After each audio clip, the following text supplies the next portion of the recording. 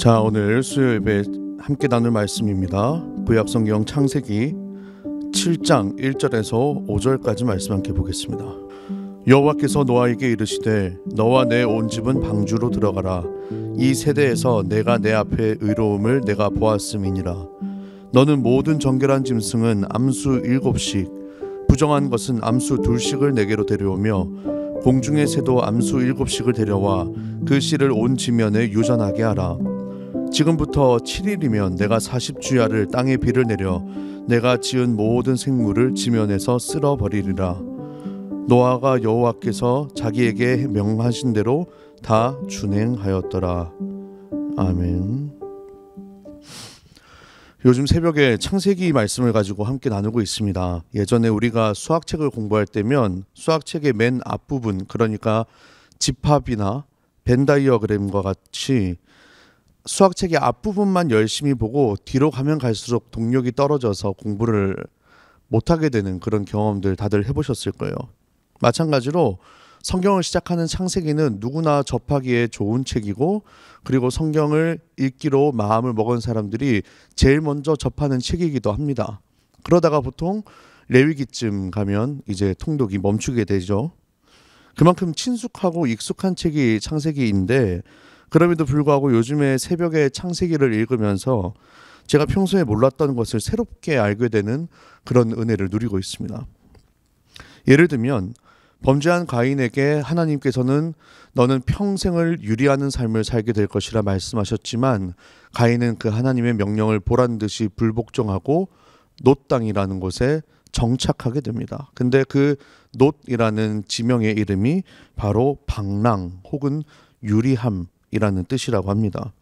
그러니까 그는 정착한 것처럼 보였지만 결국 하나님과 멀리 떨어져서 방랑하는 아이러니한 삶을 살게 되는 것이죠. 결론적으로 방랑하는 유리하는 삶을 살게 될 것이라 말씀하셨던 하나님의 말씀이 이루어진 셈입니다. 자, 그리고 둘째로 아담과 하와의 또 다른 아들이었던 셋, 그리고 셋의 아들이었던 에노스의 시대에 이르러서 비로소 사람들이 여호와의 이름을 불렀다고 말하고 있는데, 이 에노스라는 이름의 뜻은 죽을 수밖에 없는 존재 혹은 나약한 존재로서의 인간이라는 뜻입니다.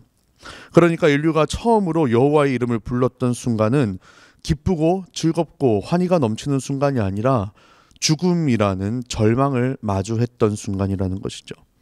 하나님을 찬양하는 것은 분명 기쁘고 즐거운 일인 것은 맞지만, 진정한 찬양은 우리가 우리 스스로를 죽을 수밖에 없는 존재, 나약한 존재라고 인정할 때에 이루어진다라는 것입니다. 왜냐하면 우리가 겸손하고 낮은 자세로 하나님을 하나님으로 인정할 수 있는 가장 그 깊은 순간이 죽음이라는 것을 목격하는 순간이라는 것이죠. 이렇듯 창세기의 많은 내용들은 역설적인 기법으로 기록되어져 있는 것을 발견합니다. 그리고 그런 역설과 아이러니한 내용으로 우리에게 메시지를 계속 전달하고 있는 것이죠.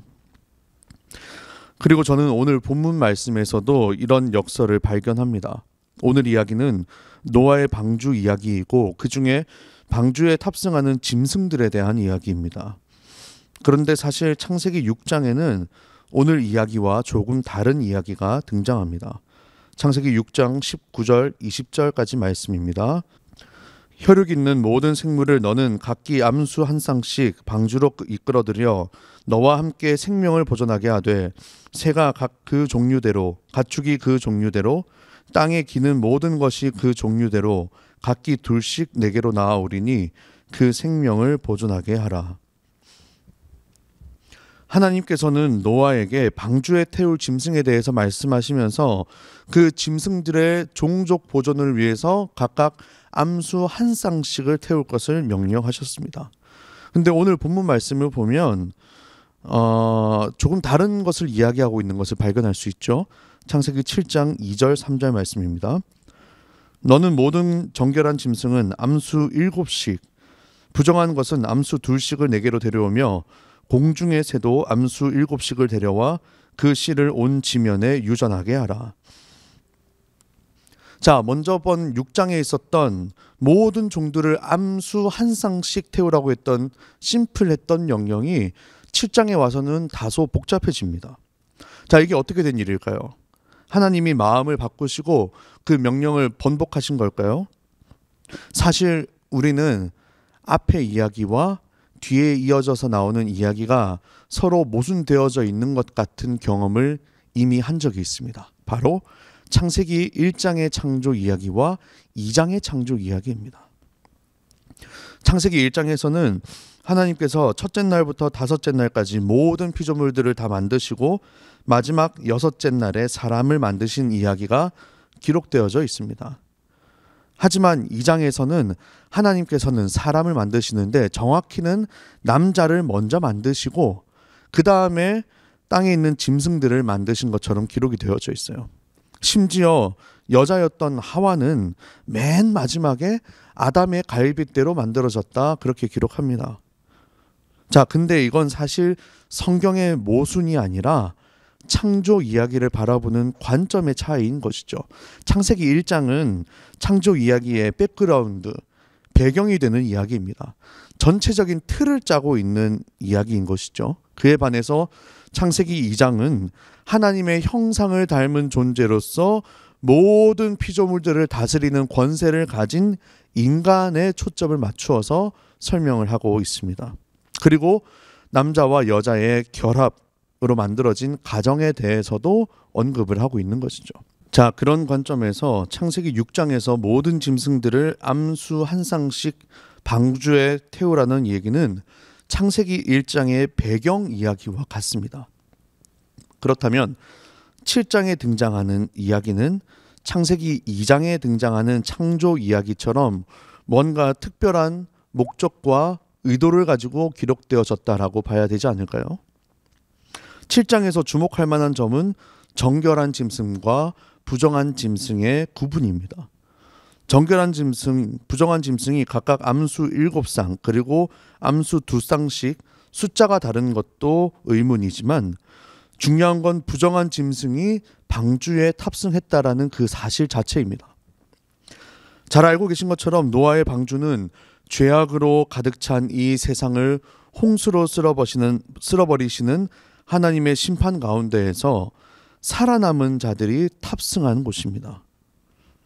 당대의 완전한 사람이자 의인이었던 노아와 그의 가족들, 그리고 하나님이 창조하신 피조물들의 생존을 위한 최소한의 짐승들, 바로 이들이 방주의 탑승객인 것이죠. 근데 타락한 세상에서 살려야 하는 생명을 태운 방주에 부정한 짐승이 타고 있다? 이건 사실 선뜻 이해하기 쉽지 않은 일입니다. 이것이 바로 제가 창세기를 보면서 발견한 또 다른 역설입니다. 사실 이때만 해도 어떤 짐승이 정결한 짐승이고 부정한 짐승인지 알 수가 없습니다.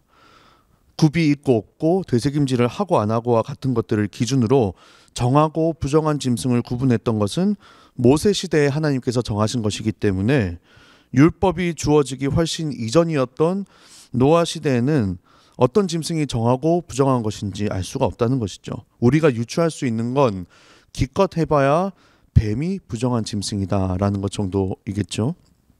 하지만 당대의 의인이었던 노아는 아마 정결한 짐승과 부정한 짐승을 구분할 수 있었을 것입니다.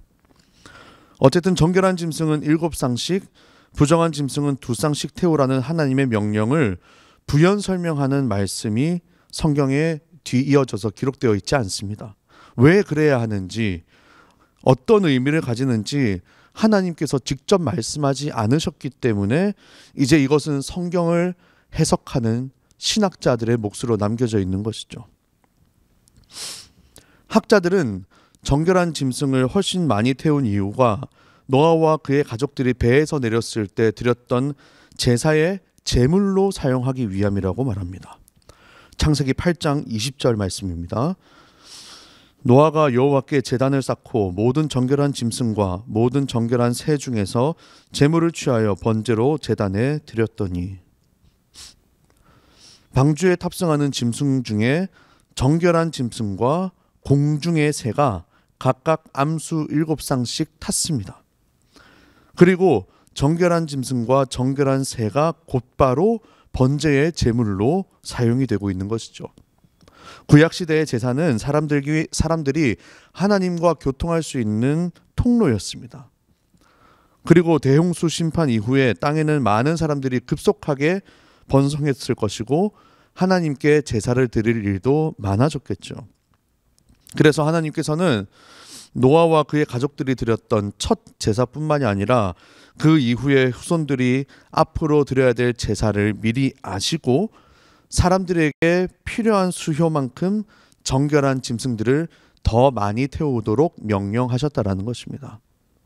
이것이 첫 번째 이유고요. 두 번째 이유도 있는데 바로 창세기 9장 3절의 말씀에서 힌트를 얻을 수 있습니다. 모든 산동물은 너희의 먹을 것이 될지라 채소같이 내가 이것을 다 너희에게 주노라. 하나님께서 노아의 홍수 이후에서야 사람들에게 채식뿐만이 아니라 육식 또한 허락을 하셨습니다. 그리고 당시 하나님의 백성들은 정결한 짐승과 부정한 짐승을 나누어서 정결한 짐승만 먹을 수 있도록 허락이 되어졌습니다. 그러니까 정결한 짐승을 훨씬 더 많이 태운 것은 그들이 하나님께 제사를 드리기 위함뿐만이 아니라 그들이 평소에 먹을 양식으로도 쓰게 하기 위함이었다는 것이죠. 하지만 문제는 아까 말씀드린 것처럼 부정한 짐승을 방주에 태운 이유가 무엇이냐는 것입니다. 그래서 어떤 학자들은 이 부정한 짐승이 장차 하나님을 믿지 않는 사람들을 위한 양식으로 쓰였을 것이라고 말을 하고 있습니다. 홍수 이후에 노아의 후손들은 마치 창조 때 그랬던 것처럼 다시금 생육하고 번성하여 땅에 충만하게 됩니다. 그리고 모든 사람들이 하나님을 잘 믿으면 다행이겠지만 그렇지 못한 사람들도 생겨나게 된 것이죠. 그래서 그들은 임의대로 정결한 짐승이 아니라 다른 짐승, 부정한 짐승까지도 잡아서 양식으로 삼습니다. 복음서에 보면 예수님이 군대 귀신을 물리쳐 주신 이야기에 2,000마리의 돼지떼가 산 비탈을 내려가서 물에 빠져 죽은 이야기가 등장합니다. 그곳은 유대인이 살고 있는 땅이었지만 유대인이 부정하다 여겨서 먹지 않았던 돼지가 2,000마리나 있을 정도로 돼지를 기르는 축사가 크게 있던 곳이었습니다. 왜냐하면 그 땅은 유대인들뿐만이 아니라 이방인들도 많이 거주하던 땅이었고 그들이 기르던 돼지는 이방인들이 먹는 양식으로 사용되어졌기 때문에 그렇습니다. 이처럼 어느 시대, 어느 세상이나 완벽하게 하나님만 믿는 백성으로만 이루어진 세상은 없습니다. 잘 믿는 사람이든 믿지 않는 사람이든 언제나 공존하면서 살아갈 수밖에 없고 그렇기 때문에 부정한 짐승 두 쌍은 이방인들, 하나님을 잘 믿지 않는 사람들까지도 챙기시고 먹이시는 하나님의 은혜가 담겨 있다라는 것이죠. 근데 저는 여기서 한 발짝 더 나아가서 이를 영적인 측면에서 해석을 해보고 싶습니다. 잘 알고 계신 것처럼 방주의 선장이었던 노아는 교회의 머리 되시는 예수 그리스도를 예표하는 인물입니다.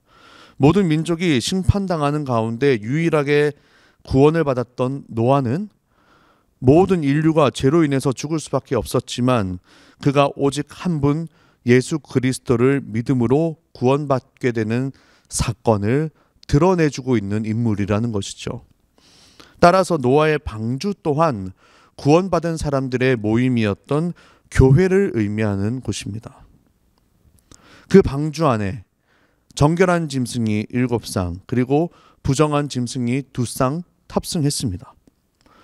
정결한 짐승을 태운 숫자인 7, 7이라는 숫자는 성경에서 완전함을 의미하는 숫자입니다. 따라서 정결한 짐승과 완전함이라는 어떤 조합은 그렇게 어색하지가 않죠.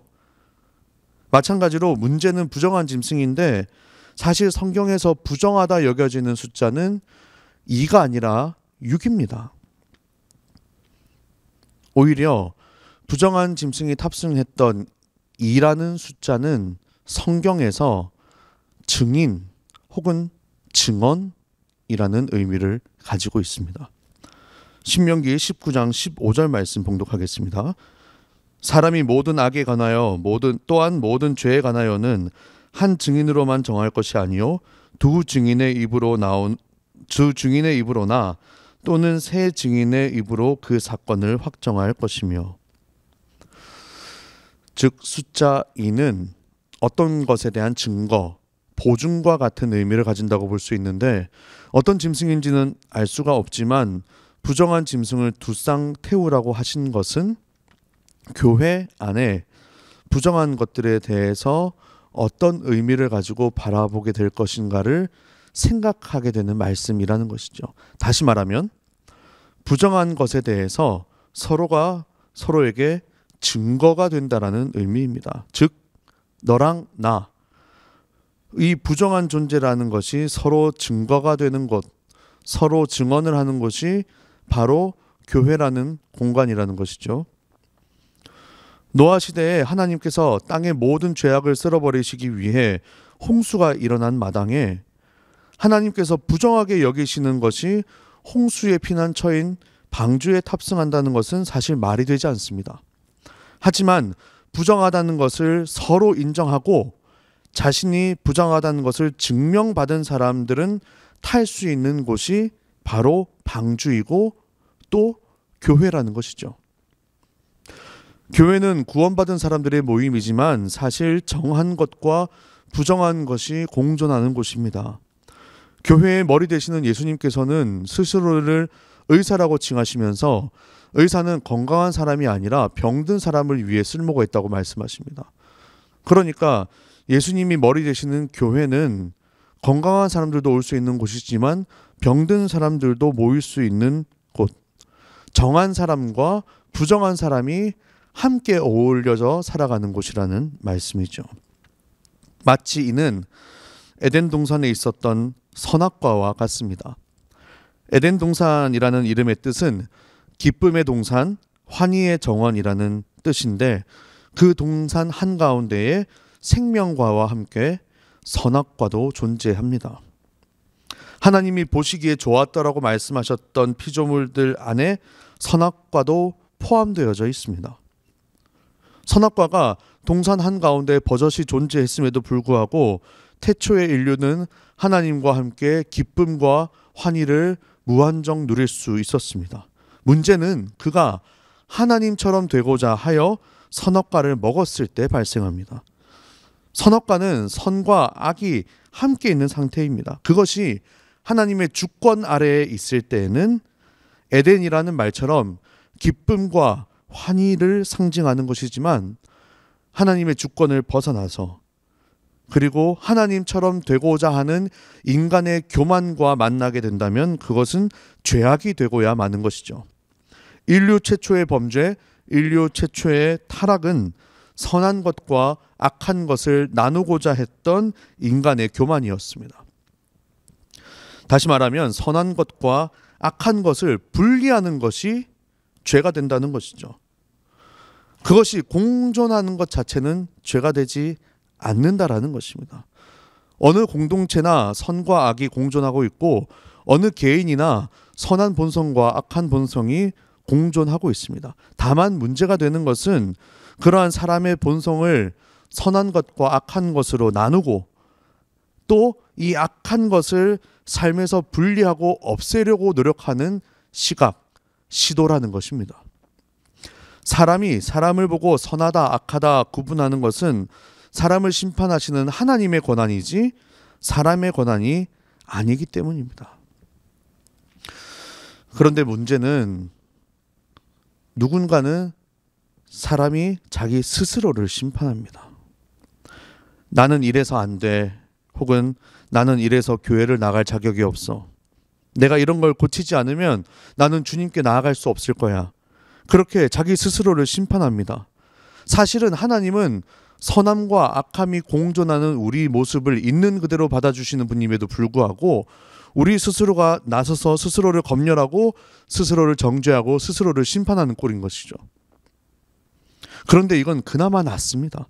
더 큰 문제는 사람이 다른 사람을 심판하고 정죄할 때 발생합니다. 지금 네가 이 고통을 받는 건 네가 저지른 죄악 때문이야. 혹은 병상에 누워있는 사람에게 하나님 앞에서 네가 뭘 잘못했는지 한번 곰곰이 생각해봐. 네가 이걸 지금 고치지 않으면 너는 하나님께로 나아갈 수 없을 거야 라는 것처럼 사람이 선과 악을 스스로 구분하고 심판하고 정죄하는 것은 절대 하지 말아야 할 범죄라는 것입니다. 마치 태초의 인류가 하나님처럼 되고자 하여 선악과를 따먹은 것과 같은 죄입니다. 그러니까 여러분, 내 안에도 선과 악이 공존하고 있고요. 그리고 방주 안에도 정결한 짐승과 부정한 짐승이 함께 탑승하고 있고요. 교회 안에도 정결한 사람과 부정한 사람, 건강한 사람과 병든 사람이 함께 존재하고 있습니다. 그것 자체가 절대 죄가 될 수가 없습니다. 에덴 동산 한가운데 선악과가 있었어도, 방주 안에 부정한 짐승이 있었어도, 교회 안에 부정한 사람들이 존재해도 모두 하나님의 주권 아래에 있으면 문제가 될 것이 하나도 없습니다. 방주 안의 모든 생명이 방주의 선장이었던 노아를 잘 따랐던 것처럼 교회 안의 모든 교회 구성원들이 교회의 머리가 되시는 예수 그리스도 안에서 서로를 용납하고 보듬어 주면서 용서하면 됩니다. 그것이 정결한 짐승과 부정한 짐승을 방주에 함께 태우신 하나님의 뜻인 줄로 믿습니다. 주님은 주님의 거룩한 몸된 교회에 의인들만 남겨놓지 않으십니다. 의인과 죄인이 함께 살아가게 하셨고, 정결한 자와 부정한 자가 함께 한 몸, 한 공동체를 이루면서 살아가게 허락하셨습니다. 구분하고 나누고 심판하는 것은 하나님의 몫이니까 우리는 서로 사랑하고 화합하고 용서해주면 됩니다. 설 명절에 다들 고향에 내려가셨는지 혹은 가족들과 함께 시간을 보내셨는지 모르겠습니다. 코로나 전국이라 아마 쉽지만은 않았겠죠. 각자의 가정의 사정을 잘 알지는 못하지만 아마 여러분들의 가정 안에도 아픈 손가락과 같은 식구들 혹은 조금 연약하고 조금 부족한 가족 구성원이 있을지도 모릅니다. 그러나 그렇다고 해서 아픈 손가락을 잘라내버리거나 부족한 사람을 내쳐버리면 진정한 가족이 아니겠죠. 여러분들이 보시기에 좀 성에 안 차고 부족해 보이는 사람이 교회 안에 있을 수도 있습니다. 그리고 반대로 누군가는 그런 시선으로 나를 바라볼지도 모를 일입니다. 그러니까 우리가 서로 너그러이 용서하고 품어주는 것이 중요합니다. 부정한 짐승을 방주에 함께 태우신 하나님의 은혜를 기억하시고 저와 여러분들이 속해 있는 이 사랑하는 교회가 그리고 여러분들의 사랑하는 가정이 그 아프고 연약하고 부족한 사람들을 서로 보듬어주고 채워주는 하나님의 사랑과 은혜가 넘치는 귀한 공동체가 되시기를 주님의 이름으로 축복합니다.